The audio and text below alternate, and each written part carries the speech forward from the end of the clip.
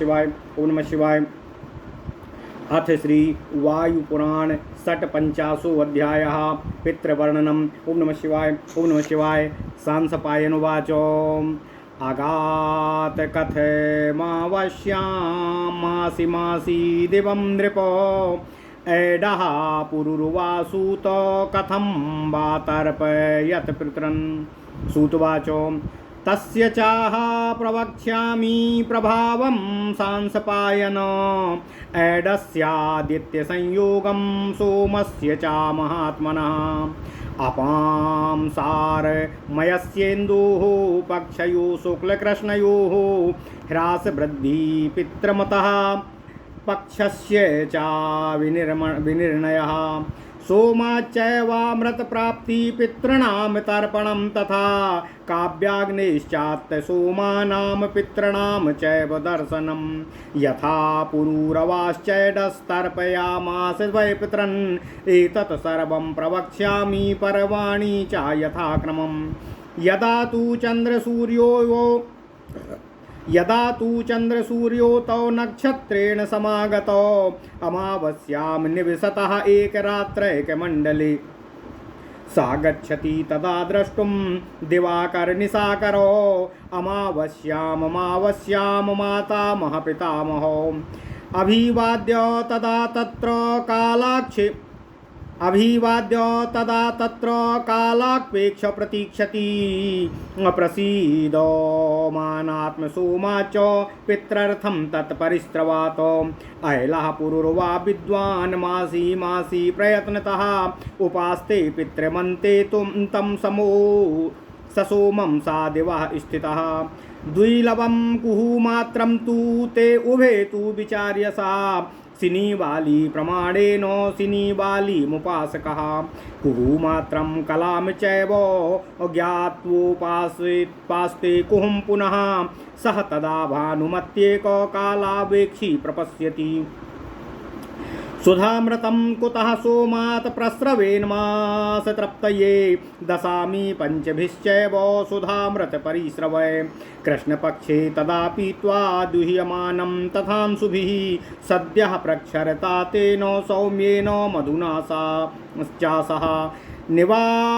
निर्वापणार्थ तत्तेन पित्रेण विधिना नृप सुधामृतेन राजेन्द्रस्तत्परयामासो वै पितॄन् सौम्या बर्हि सदा काव्या अग्निष्वात्तास्तथैव च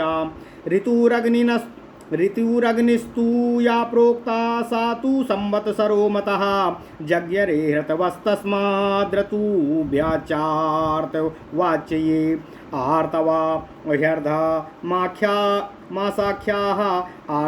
ह्यर्धमासाख्याः पितरो ह्यब्दसूनवा ऋतुपितामहामासा ऋतुश्चैवाब्दसूनवः प्रपीतामहास्तु वै देवाः पञ्चाब्दा ब्रह्मणा सुता सौम्यास्तु सौम्यजागेया काव्यागेया कविसुताः उपहूता स्मृता देवाः सोमजा सोमपास्तथा आज्यपास्तु स्मृता काव्यास्त्रप्यन्ति पितृजातयः काव्याबर्हिषदश्चैव अग्निस्वात्ताश्च ते त्रिधा गृहस्था ये च यज्वानाः ऋतुर्बर्हि सदो ध्रुवं गृहस्थाश्चापि यज्वानो अग्निस्वात्तास्तथार्तवाः अष्टकावतया काव्याः पञ्चाब्दास्तन्निबोधत एषां संवत्सरो यग्निः सूर्यस्तु परिवत्सरः सोमा इद्वत्सरा प्रोक्तो वायुश्चैवानुवत्सरा रुद्रस्तु वत्सरस्तेषां पञ्चाब्दा ये युगात्मका लेखाश्चोभूष्मपाश्चैव दिवाकीर्त्याश्च ते स्मृता एते पिबन्त्यमावस्यां मासी मासी सुधां दिवि तांस्तेन तर्पयामासो यावदासीत् पुरूरुवाः यस्मात् प्रस्रवते सोमान् मासी मासी निबोधत तस्मान् सुधामृतं तद्वै पितॄणां सोमपायिनाम् एवं तदमृतं सौम्य सुधा च मधु चैवः कृष्णपक्षे यथा चेन्दो कला पञ्चोदशाक्रमात् पिबन्त्यम्बूमयीर्देवास्त्रया स्त्री छत्तुछन्दजा अपीत्वा चामासो गच्छन्ति चतुर्दश्यां सुधामृतम् इत्येवं पीयमानस्तु दैवतैश्च निशाकरः समागच्छदमावश्याम भागे पंचदशे स्थितिः सुषुम्नाप्यायितं चैव अमावस्याम यथाक्रमं पिबन्ति द्विकलं कालं पितरस्ते सुधामृतं ततः पीतक्षये सोमेशो सूर्यो सावेकरश्मिना आप्यायुत् सुषुम्नेनो पितॄणां सोमपायिनाम निःशेषायां कलायां तु सोममाप्याययत् पुनः सुषुम्नाप्यायमानस्य भागं भागमहाक्रमात् कलः क्षीयन्ति ता कृष्णाः शुक्लाश्चाप्याययन्ति तम् एवं सूर्यस्य वीर्येण चन्द्रस्याप्यायिता तनुः दृश्यते पौर्णमास्यां वै शुक्लः सम्पूर्णमण्डलः संसिद्धिरेवं सोमस्य पक्षयो शुक्लकृष्णयोः इत्येष पितृमान् सोमः स्मृतः इद्वत्सरः क्रमात् क्रान्तः पंचदशे सार्धं सुधामृत परिश्रवै अतः पर्वाणि वक्ष्यामि पर्वणां सन्ध्यस्तथा ग्रन्थिमन्ति यथा पर्वाणि क्षु विष्णुर्भवन्त्युत तथार्धमा सपर्वाणि शुक्लकृष्णानि वै विदुः पूर्णमासावस्ययो भो भेर्दैर्ग्रन्थिर्या सन्ध्यश्च वै अर्धमासा तु पर्वाणि तृतीया प्रभृतीति तु अग्न्याध्यानक्रिया यस्मात् क्रियते पर्वसन्धिषु सायाह्ने आहानुमत्यासो द्वौ कालौ काल उच्यते लवौ द्वाविवराकायाः कालो गेयोपराणिकाः प्रतिपतकृष्णपक्षस्य काले तीते पराणिकः सायाह्ने प्रतिपञ्चैव सः कालः पौर्णिमासिकाः व्यतिपाते स्थिते सूर्ये लेखोर्ध्व तु युगान्तरे युगान्तरोदिते चैव लेखोर्ध्व शशिना क्रमात् पौर्णमासे व्यतिपाते यदि क्षेते परस्परं यस्मिन् काले सा सोमान्ते सा व्यतिपात एव तु कालं सूर्यस्य निर्देशं दृष्ट्वा संख्यं तु सर्पति सा वै पथं क्रिया कालः कालात् सद्यो विधीयते पूर्णेन्दो पूर्णपक्षे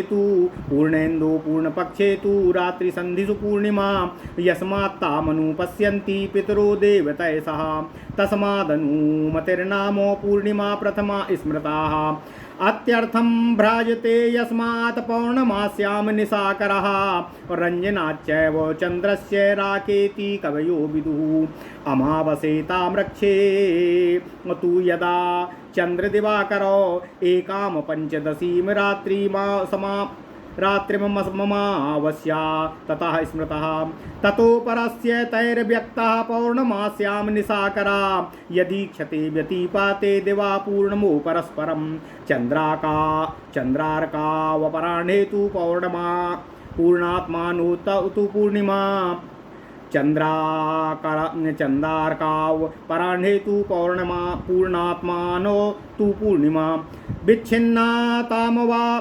विच्छिन्नाताममावस्यां पश्यतश्च समागतो अन्योन्यं चन्द्रसूर्योतौ यदा तद्धर्न उच्यते द्वौ लवावमावस्यां यः कालः पर्वसन्धिषु द्वयक्षरं कुः मात्रं तु एवं कालस्तु सा स्मृतः नष्टचन्द्राप्यमावस्यां मध्यसूर्येण संगता दिवासार्धेन रात्र्यर्धं सूर्यं प्राप्य तु चन्द्रमा सूर्येण सहसा मुक्तं गत्वा प्रातस्तनोत्सवो द्वौ कालौ संगमश्चैव मध्याह्ने निष्पते द्रवी प्रतिपच्छुक्लपक्षस्य चन्द्रमा सूर्यमण्डलात् निर्मुच्यमानयोर्मध्ये तयोर्मण्डलयोस्तु वै सह तदा ह्याहुते कालो दर्शस्य चावसट्क्रिया एतदो मुखम् अज्ञेयमावास्यास्य पर्णवः दिवापर्वण्यमावास्यां क्षीणोन्दौ बहुले तु वै तस्माद्दिवा ह्यमावस्यां ग्रहते सौ दिवाकरा ग्रहते वै दिवा ह्यस्मादमावास्यां दिवीक्षयेः कालानामपि वै तासां बहुमान्या जलात्मकै तिथीनां तिथीनाम नामधेयानि विद्वद्भिः संगीतानि वै दर्शयेतामथान्योन्यं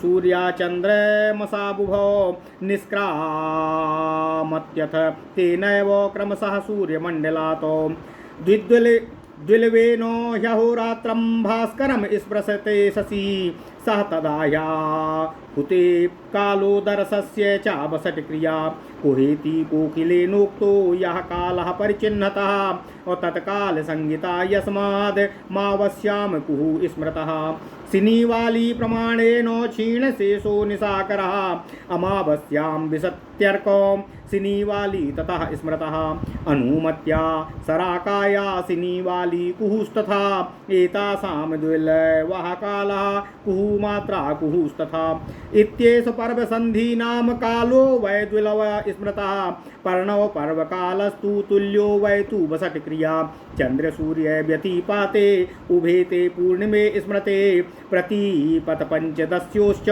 पर्वकालो द्विमात्रकाः कालः कुहुसिनीवाल्यो समुद्रो द्विलवः स्मृतः अर्काग्निमण्डले सोमे वर्ष पर्वकालो कलाश्रयाः एवं सा शुक्लपक्षो वै राजन्या पर्वसन्धिषु सम्पूर्णमण्डलः श्रीमांश्चन्द्रमा उपरज्यते यस्मादाप्यायते सोमः पञ्चदश्याम्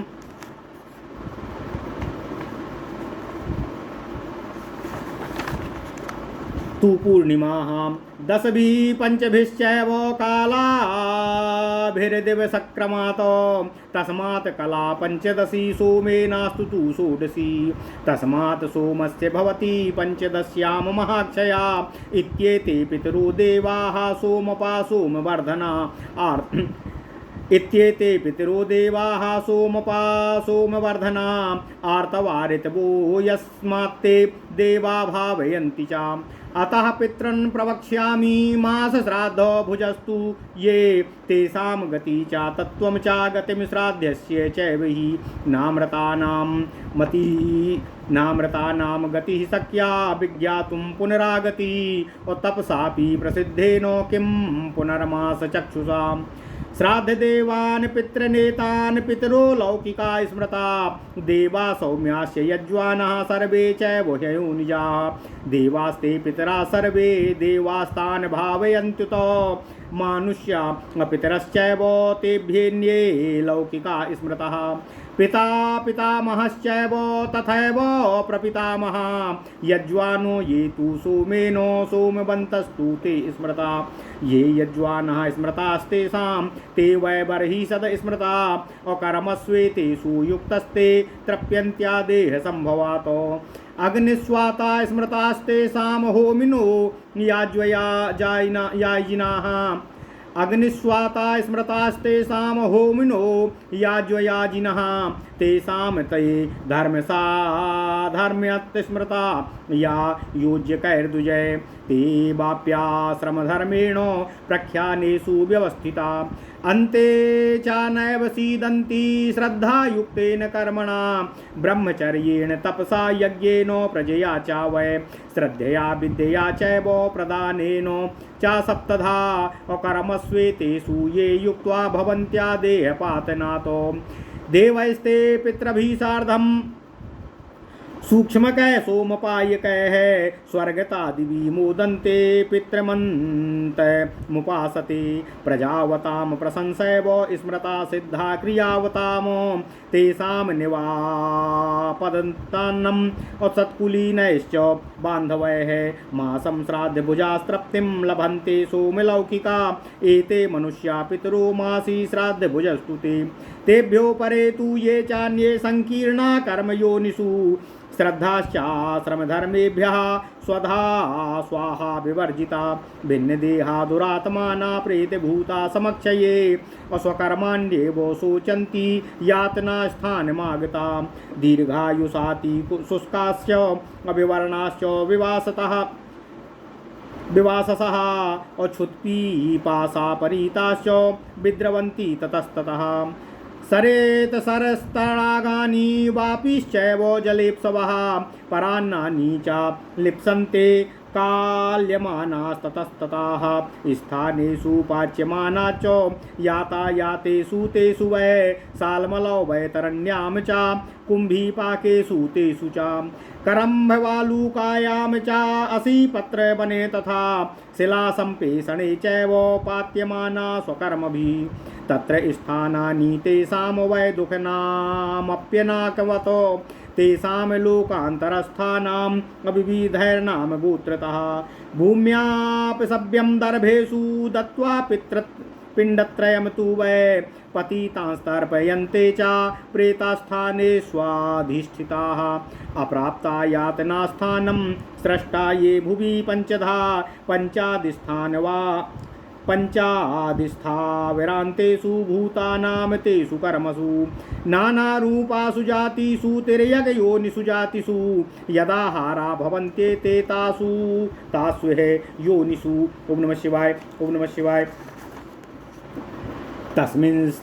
तस्मिंस्तदाहारं श्राद्धे तद्दोपतिष्ठति काले न्यायागतं पात्रं विधिना प्रतिपादितं प्राप्नोत्यन्नं यदा दत्तं प्राप्तोत्यन्यं यथा दत्तं बन्धुर्यत्रावतिष्ठति यथा गोपू प्रनष्टासु वत्सो विन्दन्ति मातरं तथा श्राद्धे तदिष्ठानां मन्त्र प्रापयते पितरन् एवं हवीकलं श्राद्धं श्रद्धा दत्तं तु मन्त्रतः सनत्कुमारः प्रोवाच पश्यन् दिव्येन चक्षुषा गतागतिज्ञः प्रेतानां प्राप्तश्राद्धस्य चैव हि वहिनीकाश्चोष्मपाश्चैव दिवा कीर्त्यास्यते स्मृता कृष्णपक्षस्थहस्तेषां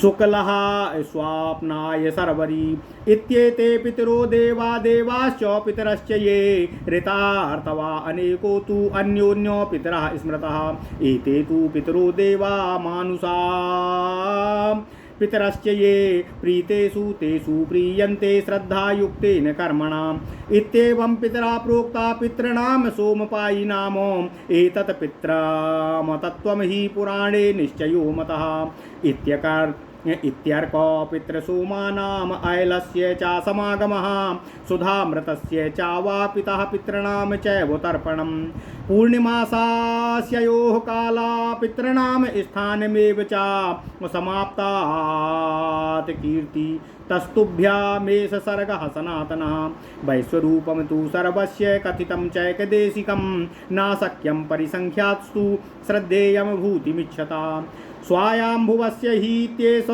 सर्गः क्रान्तो मयात्र वै विस्तरेणानुपूर्व्या च भूयः किं वार्णयाम्यहम्। ओम नमः शिवाय, ओम नमः शिवाय, ओम नमः शिवाय। ओम नमो भगवते वासुदेवाय। ओम देवकी सुत गोविंद वासुदेव जगतपते देहि मे तनियं कृष्ण त्वाम अहम शरणं गता।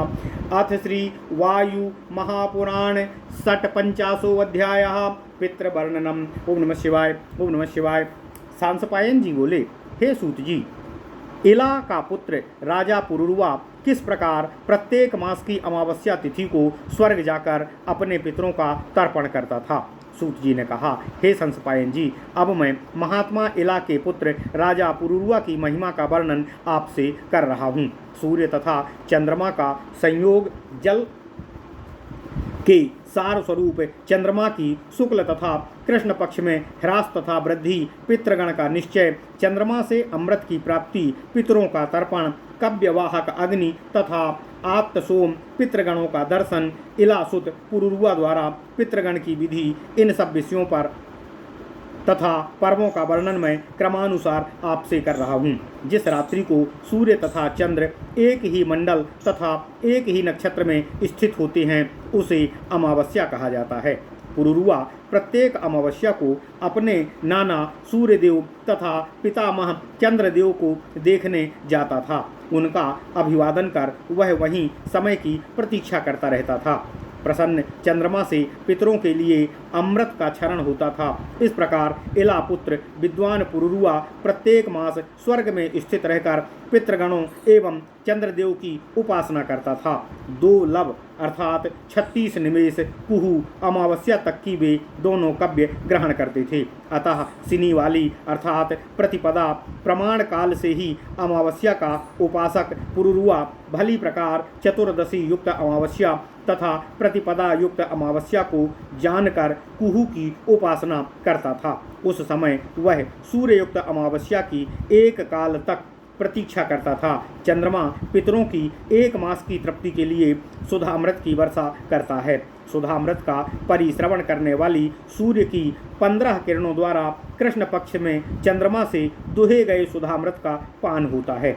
चंद्रमा से सद्यः क्षरित सुधामृत द्वारा नृपश्रेष्ठ पुरुरवा विधिपूर्वक पिंडदान कर सौम्य बरहिसद काव्य तथा अग्निश्वात नाम वाले पितरों को तृप्त करता था। ऋतु को अग्नि कहा गया है और उसे ही संवत्सर माना गया है। उसी से ऋतुओं की तथा ऋतुओं से आर्तवों की उत्पत्ति होती है। ये आर्तव अर्धमास के नाम से प्रसिद्ध पितर तथा वर्ष के पुत्र कहे गए हैं। ऋतुगण जो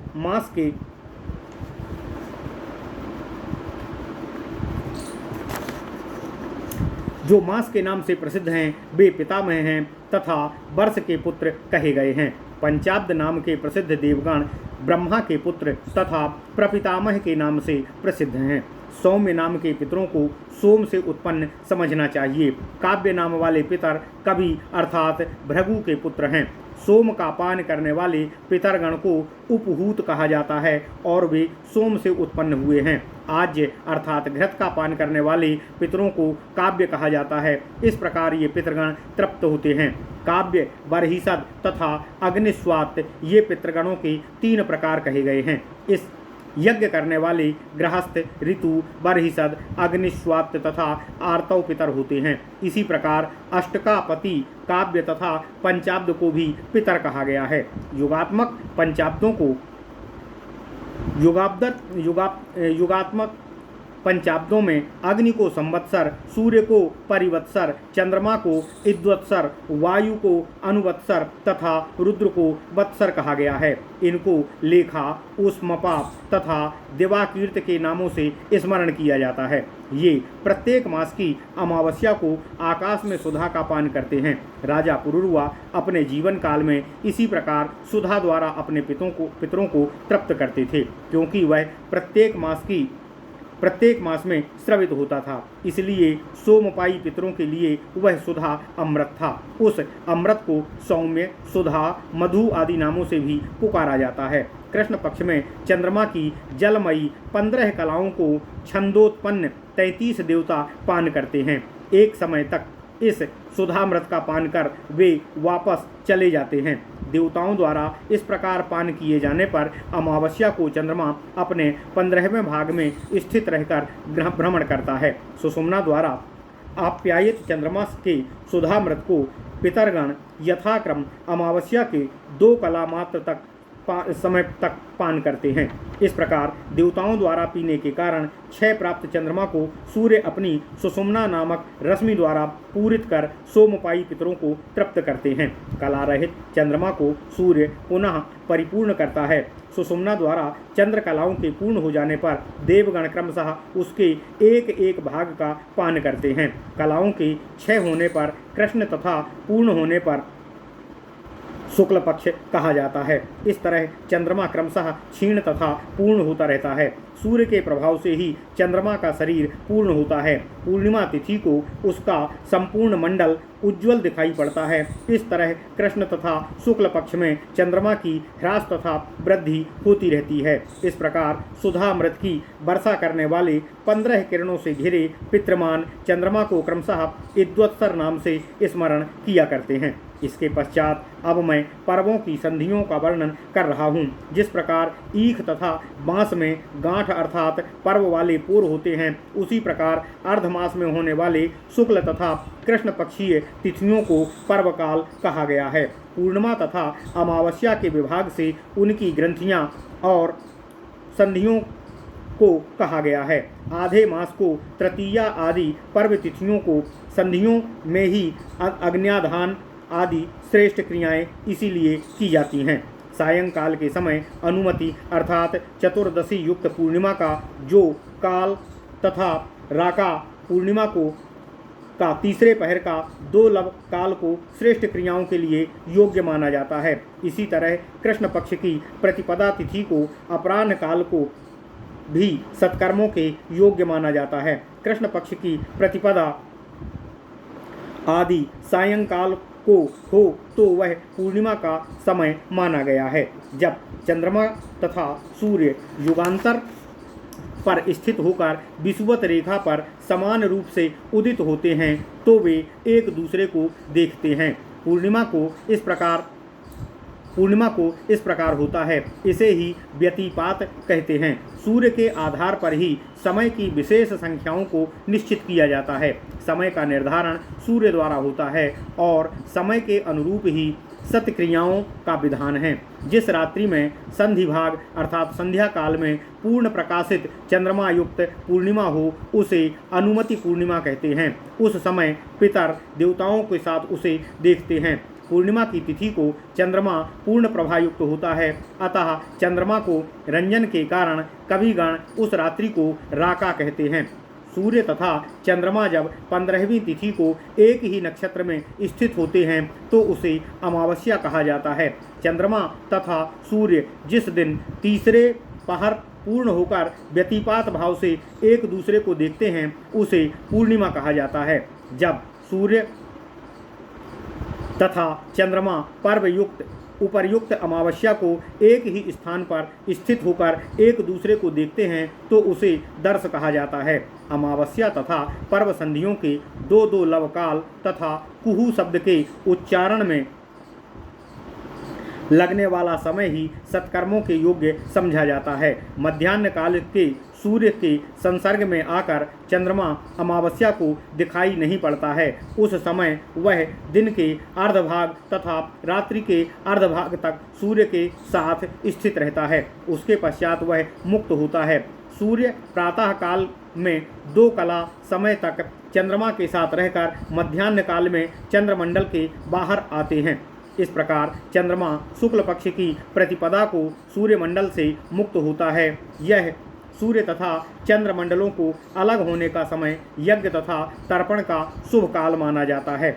इस अमावस्या पर्व काल को ऋतुमुख के नाम से जाना जाता है। अमावस्या के दिन चंद्र कलाओं में अत्यधिक क्षीणता होती है तथा उसी दिन सूर्य का ग्रहण होता है और अमावस्या के दिन सूर्य राहु केतु द्वारा ग्रसित होता है। विद्वानों ने उन मान्य कलाओं के अनुसार ही तिथियों के नाम प्रदान किए हैं। अमावस्या को सूर्य चंद्र एक दूसरे को देखते हैं तथा उसी दिन चंद्रमा क्रमशः सूर्यमंडल से बाहर होता है। चंद्रमा 2 लव काल तक ही सूर्यमंडल के संपर्क में रहता है और वही काल यज्ञ तथा दर्पण के लिए श्रेष्ठ समय होता है। कोयल की कुहू ध्वनि में जितना समय लगता है उतना ही अमावस्या काल कुहू कहलाता है। जिस अमावस्या को क्षीण चंद्रमा अर्थात सिनी वाली प्रतिपदा विस्तार से सूर्यमंडल में प्रवेश करता है उसे सिनी वाली कहा जाता है। अनुमति सराका या सिनी माली तथा कुहू में 2 लवकाल कुहू को ही उत्तम माना गया है। इस प्रकार पर्व संधियों का 2 लव काल श्रेष्ठ माना गया है। सभी पर्व तिथियों का पूर्व काल समान रूप से उत्तम है तथा तर्पण कार्य के लिए श्रेष्ठ है। व्यतिपात योग पर सूर्य चंद्र तथा पूर्णिमा दोनों समान फलदायी होते हैं। प्रतिपदा तथा पूर्णिमा का पर्वकाल 2 मात्राओं का तथा कुहू एवं सिनी वाली का पर्वकाल 2 लव का होता है। सूर्य तथा अग्निमंडल स्थित चंद्रमा का पर्वकाल कला मात्र का होता है। इस तरह शुक्ल पक्ष की रात्रि की पर्व संधियों में पूर्ण मंडलाकार श्री संपन्न चंद्रमा ग्रसित होता है। चंद्रदेव पूर्णिमा के दिन अपनी 15 कलाओं से पूर्ण होते हैं, अतः उसे पूर्णिमा कहा जाता है। 10 तथा 5 कलाओं के क्रम में चंद्रमा के कुल 15 कलाएं होती हैं, 16 नहीं। इसलिए 15 कलायुक्त पूर्णिमा चंद्रमा को ही महाक्षय अर्थात ग्रहण होता है। उपर्युक्त पितरगण सोमपायी तथा सोमवर्धक हैं। वे देव, आतर्व तथा ऋतु आपस में एक दूसरे को तृप्त करते हैं। इसके पश्चात मास श्राद्ध में भोग ग्रहण करने वाले पितरों, उनकी गति, पराक्रम तथा श्राद्ध वस्तुओं से उनकी प्राप्ति आदि का वर्णन कर रहा हूँ। ध्यानपूर्वक आप उसे सुने। मृतकों के गमनागमन के विषय में कोई दिव्य दृष्टि संपन्न श्रेष्ठ तपस्वी भी जानने में समर्थ नहीं होता है। फिर मैं मांस नेत्र वाला इसे कैसे जान सकता हूँ? श्राद्ध देव पितरों को लौकिक पितर कहा जाता है। अयोनिज सौम्य देव तथा यज्ञकर्ता पितृगण देवताओं के समकक्ष होते हैं। इस तरह के पितृगणों का देवता, मनुष्य तथा पितर भी संवर्धन करते हैं। पिता, पितामह, प्रपितामह तथा सोम यज्ञ करने वाले पितर सोमवंत कहलाते हैं। यज्ञ करने वाले मनुष्य मृत्यु के पश्चात बरहिसद पितर होते हैं। यज्ञ आदि सत्कार्यों में संलग्न व्यक्ति पुनर्जन्म होने तक तृप्त रहते हैं। होम प्रवृत्त याज्ञिकों से यज्ञ करने वालों को अग्निस्वात कहा गया है। अपने आश्रम धर्म के अनुसार विधानानुसार कृत्यों में रत रहने वाले धर्म समता के कारण विद्वान ब्राह्मणों द्वारा अग्निस्वात भी कहे गए हैं। श्रद्धापूर्वक कर्म करने वाले तथा जीवन भर ब्रह्मचर्य, तप, यज्ञ, प्रजा उत्पत्ति, श्राद्ध, विद्या तथा दान इन 7 कर्मों में लगे रहते हैं, उन्हें मृत्यु के पश्चात कष्ट भोगना नहीं पड़ता, बल्कि वे सोमपायी सूक्ष्म शरीर वाले देव तथा पितरों के साथ स्वर्ग में आनंद भोग को प्राप्त करते हैं। उनसे पितरगण संतुष्ट रहते हैं। सत्क्रिया युक्त तथा प्रज्ञा संपन्न व्यक्ति ही प्रशंसा योग्य तथा सिद्ध होते हैं। पितरों के लिए प्रदत्त दान से उनके कुल में उत्पन्न तथा भाइयों द्वारा दिए गए श्राद्धान्य से सोमलोकवासी श्राद्ध भोजी पितरगण 1 मास तक तृप्त रहते हैं। इस प्रकार के पितरों को मास श्राद्ध भुक पितर कहते हैं। इस मास श्राद्ध भुक पितरों को मनुष्यों का पितर कहा जाता है। इसके अतिरिक्त अन्य पितर वे हैं जो अपने निकृष्ट कर्मों द्वारा विभिन्न योनियों में भ्रमण करते रहते हैं। ऐसे आश्रम धर्म का पालन करने वाले पितृगण देव कर्म रहित दुराचारी शरीरांत के पश्चात यमलोक में प्रेत होकर अनेक यातनाओं को सहन करते हुए अपने दुष्कर्मों का प्रायश्चित करते हैं। अति क्षीणकाय, विवस्त्र, भूख प्यास से विह्वल वे दीर्घ अवधि तक इधर उधर भटकते रहते हैं। जल की अभिलाषा से वे नदी, तालाब, कुओं आदि जल स्थानों में जाते रहते हैं और पराये अन्न की प्राप्ति की इच्छा से इधर उधर घूमते रहते हैं। यमपुरी के घोर पीड़ादायक सालमली, बैतरणी, कुंभीपाक, करंभ, बालुका, असीपत्रवन, शिला संपेक्षण आदि भयंकर नरकों में वे अपने कर्मानुसार भेजे जाते हैं। इस तरह के प्रेतात्मा को परिजन को चाहिए कि वे अपसभ्य होकर भूमि पर कुसा बिछाकर उन प्रेतात्माओं के नाम, गोत्र आदि का उच्चारण करते हुए 3 पिंड प्रदान करें। इस प्रकार करने पर उन नरक भोगी पितरों को अत्यंत सुख प्राप्त होता है। स्वकर्मानुसार नरक भोगकर जो पशु, स्थावर आदि 5 प्रकार की योनियों में अथवा भूत तथा विभिन्न आकृति वाले जीवों या तिर्यक योनियों में इस पृथ्वी पर उत्पन्न हुए हैं, उनके लिए दिया गया श्राद्धान्य उनके वो योनियों को योग्य आहार के रूप में प्राप्त होता है। विधि विधान पूर्वक उपयुक्त काल में योग्य पात्र को दिया गया श्राद्धान्य उसे किसी भी योनि में जाने पर भी प्राप्त हो जाता है। जैसे झुंड में स्थित अपनी माँ को बछड़ा पा जाता है, उसी प्रकार श्राद्ध में मंत्रों द्वारा दिया गया पदार्थ पितरों को अवश्य प्राप्त होता है। सभी प्रकार से पूर्ण श्रद्धा पूर्वक मंत्रों द्वारा किए गए श्राद्धान्य की पितरों को प्राप्ति के विषय में यह सब प्रेतों के गतागति को जानने वाले सनत कुमार ने अपने दिव्य नेत्रों से देखकर बताया है। इन पितरों को बल्हीक, उष्पमा आदि देवाकीर्त्य भी कहा गया है। कृष्ण पक्ष इन पितरों का दिन तथा शुक्ल पक्ष इन पितरों की रात्रि होती है। पितृदेवगण, देव पितृगण तथा ऋत तथा आर्तव पितरगण ये सभी एक दूसरे के पितर होते हैं। इन पितृदेवगण तथा मनुष्य पितृगणों के श्रद्धापूर्वक कर्म तथा उनकी तृप्ति से सभी देवगण पितृगण प्रसन्न होते हैं। पुराणों में इन सोमपाई पितरों को भी पितृगणों को बताया गया है। इस प्रकार पुराणों में इन पितरों के महत्व को भली प्रकार से कहा गया है। यह सब सूर्य, चंद्रमा, पितृगणों, इलापुत्र, पुरुरुआ का समागम, सुधामृत की प्राप्ति, पितृगणों की तृप्ति, पूर्णिमा, अमावस्या का पुण्यकाल, पितरों आदि के स्थान आदि सनातन सर्ग का वर्णन मैंने आप लोगों से संक्षेप में एक विभाग में कर दिया है। इनकी अलग अलग व्याख्या नहीं की जा सकती है। वैभव की अभिलाषा रखने वाले व्यक्तियों को इसी प्रकार श्रद्धा करनी चाहिए। यह मैंने स्वयंभू से सृष्टि तत्वों का यथार्थ रूप से विस्तार पूर्वक वर्णन किया है। इसके आगे अब मैं आपको और क्या वर्णन करूं, कृपया आप लोग बताएं। इति श्री वायु महापुराणे